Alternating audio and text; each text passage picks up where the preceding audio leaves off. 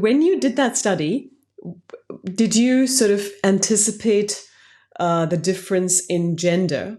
And also in the other studies that you mentioned, did you see any differences in different cultural sort of backgrounds? So Sure. maybe take the culture one first and then maybe gender. I'll go the other way. Gender's, gender's easy. Yes. So I'll tell you how that paper came about, and it ended up having much broader impact than what we were thinking. Um, so I'd written this theory paper that said that overconfident investors would trade more, and that would hurt their returns. And I had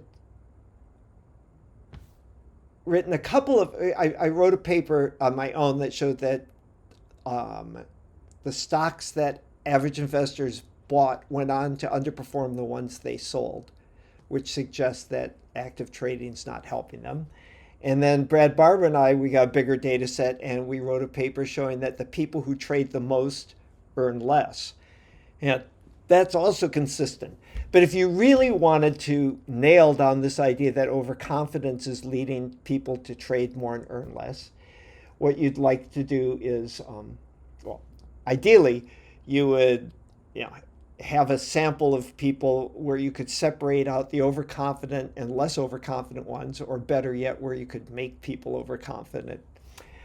We didn't have any way to run an experiment at that time like this. We had empirical data, but we read in the psychology literature that, and had also observed anecdotally, that men tend to be more overconfident than women in many domains.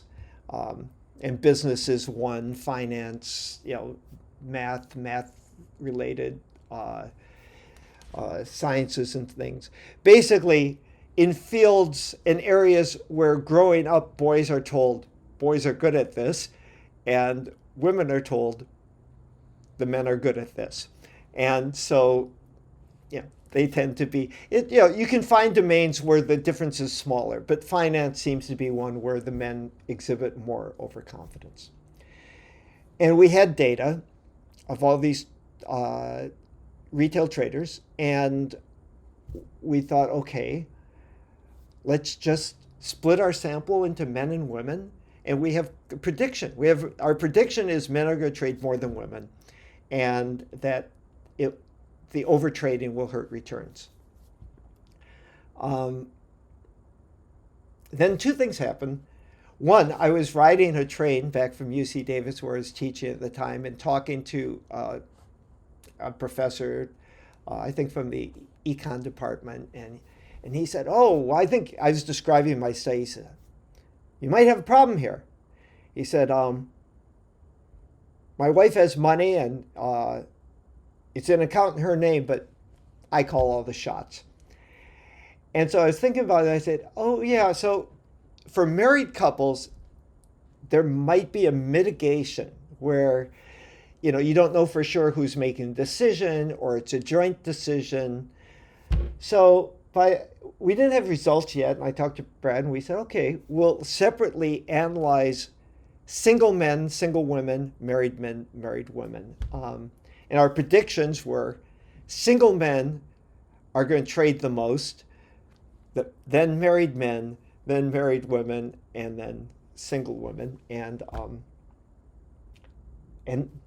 that's what we found, that men traded a lot more actively than women, single men in particular. The active trading hurt returns. Yeah. And yeah. So, and you attribute that to overconfidence. Um, do you? I mean, have you thought about it more in the last 20 odd years? And what would you attribute that overconfidence to? So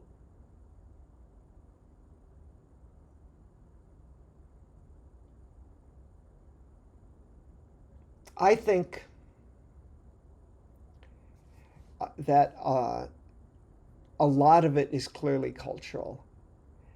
And it's possible that there are biological differences. I'm not a biologist, and that's not my, you know, I think it would be, I'm in no position to say that there is or isn't a biological component, but there clearly is a cultural one. And I think I would attribute it back to sort of what I briefly described. If you live in a society that says men are good at this, you end up with a lot of overconfident men. If you live in a society that expects men to behave in a certain way, a lot of them behave that way. So, do you think if you did this study today, after, say, 20 odd years of financial education efforts, would you find a different result?